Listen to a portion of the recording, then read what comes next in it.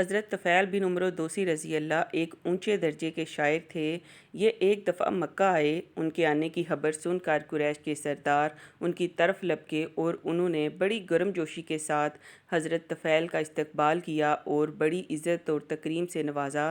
حضرت طفیل کہتے ہیں کہ بڑے بڑے سردار اور سربراہ میرے گرد جمع ہو گئے اور کہنے لگے، طفیل، تم ہمارے شہر میں آئے ہو اور یہ شخص جو اپنے آپ کو نبی کہتا ہے، اس نے ہمارا سارا معاملہ خراب کر کے رکھ دیا ہے۔ اس نے ہماری جمعیت کو منتشر اور ہماری جماعت کو پرانگدہ کر دیا ہے۔ ہم لوگوں کو اس بات کا اندیشہ ہے کہ کہیں تم کو اور تمہاری قیادت اور سرداری کو بھی وہی خطرہ نہ لاحق ہو جائے جس سے ہم لوگ دوچار ہیں۔ اس لیے تمہارے حق میں یہی بہتر ہے کہ تم نہ تو اس شخص سے کوئی بات کرنا، نہ اس کی کوئی بات سننا، کیونکہ اس کی باتیں بڑے جادوئی اثر رکھتی ہیں۔ اس کی زبان میں بلا کی تاثیر ہے۔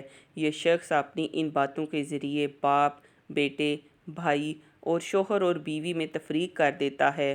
خدا کی قسم، وہ لوگ مسلسل اس شخص کی عجیب و غریب باتیں مجھے سناتے رہے اور اس کے حیرت انگیز کارناموں سے میری اپنی ذات اور میری قوم کے متعلق مجھ کو خوف زدہ کرتے رہے، یہاں تک کہ میں نے اس بات کا عزم کر لیا کہ میں نہ اس شخص سے ملوں گا اور نہ اس سے کلام کروں گا اور نہ ہی اس کی کوئی بات سنوں گا۔ اور جب میں خانہ کعبہ کے طواف اور اس میں رکھے ہوئے ان بتوں سے برکت حاصل کرنے کے لیے مسجد حرام میں گیا جن کی ہم تعظیم اور توقیر کرتے تھے، تو اس خوف سے کہ کہیں محمد صلی اللہ علیہ وآلہ وسلم کی کوئی بات میرے کانوں میں نہ پڑ جائے، میں نے اپنے کانوں میں روئی ٹھونس لی۔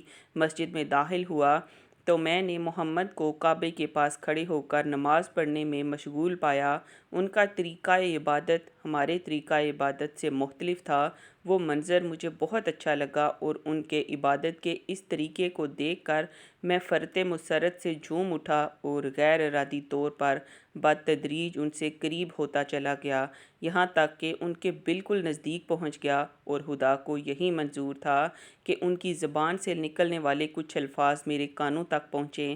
چنانچہ میں نے ان سے ایک بہترین کلام سنا اور اپنے دل میں کہا، طفیل، تمہاری ماں تمہارے سوگ میں بیٹھے، تم ایک سمجھدار اور صاحب بصیرت شاعر ہو، آخر اس شخص کی باتیں سننے میں کیا چیز تمہارے آڑے آ رہی ہے؟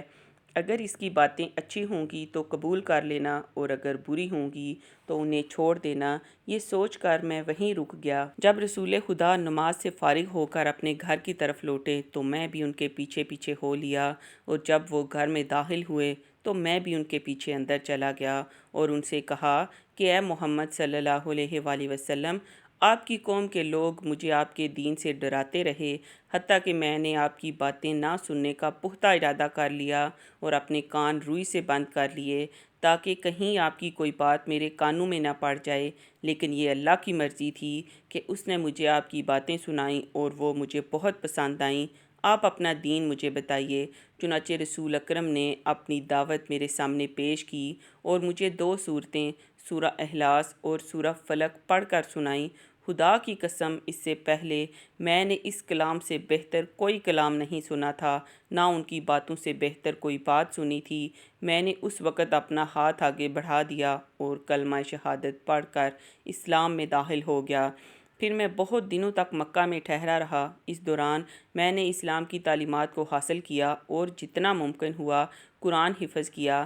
پھر جب میں نے اپنے قبیلے کی طرف لوٹنے کا ارادہ کیا تو رسول اللہ سے عرض کیا کہ اے اللہ کے رسول، میں اپنی قوم کا سردار ہوں، وہاں میری باتیں مانی جاتی ہیں، اب میں واپس جا کر انہیں اسلام کی دعوت دینا چاہتا ہوں۔ آپ اللہ تعالیٰ سے دعا کیجئے کہ وہ مجھے کوئی ایسی نشانی عطا فرما دے جو میری دعوت کے لیے معاون ثابت ہو۔ تو رسول اللہ نے دعا کی، خدایا طفیل کو کوئی نشانی مرحمت فرما دے۔ اس کے بعد میں اپنے قبیلے کی طرف چل پڑا، یہاں تک کہ جب میں ان کی بستی کے قریب ایک اونچی جگہ پہنچا تو میری دونوں آنکھوں کے درمیان چراغ جیسی ایک روشنی پیدا ہو گئی۔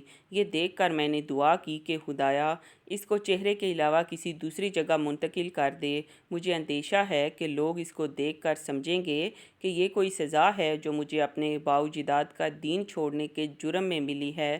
تب وہ روشنی وہاں سے منتقل ہو کر میری لاٹھی کے سرے پر چمکتی ہوئی لوگوں کو ایک معلق قندیل کی طرح نظر آ رہی تھی۔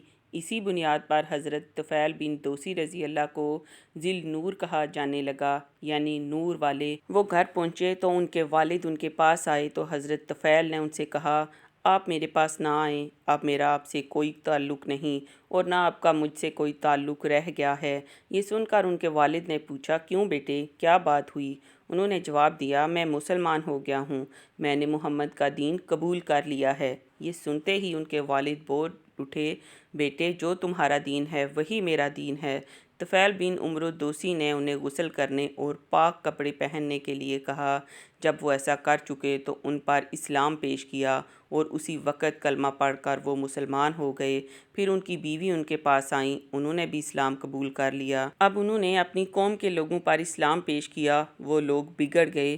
ان کا یہ حال دیکھ کر حضرت طفیل پھر حضور کے پاس گئے اور آپ سے عرض کیا، اے اللہ کے رسول، قوم دوس مجھ پر غالب آ گئی، اس لیے آپ ان کے لیے دعا فرمائیے۔ آپ نے دعا فرمائی، اے اللہ، قوم دوس کو ہدایت عطا فرما اور انہیں دین کی طرف لے آ۔ حضرت طفیل پھر اپنے لوگوں میں گئے، انہوں نے پھر دین اسلام کی تبلیغ شروع کی۔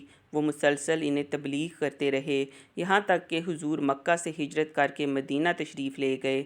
آخر وہ لوگ ایمان لے آئے۔ حضرت طفیل بن عمرو دوسی انہیں ساتھ لے کر مدینہ آئے۔ اس وقت تک غزوہ بدر، غزوہ احد اور غزوہ خندق ہو چکے تھے اور نبی کریم صلی اللہ علیہ وآلہ وسلم خیبر کے مقام پر موجود تھے۔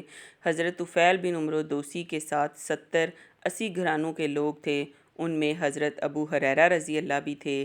چونکہ یہ لوگ وہاں غزوہ خیبر کے وقت پہنچے تھے اور یہ سب کے سب غزوہ خیبر میں شریک ہوئے اور اس کے بعد پھر فتح مکہ تک رسول صلی اللہ علیہ وآلہ وسلم کے ہم رکاب رہے۔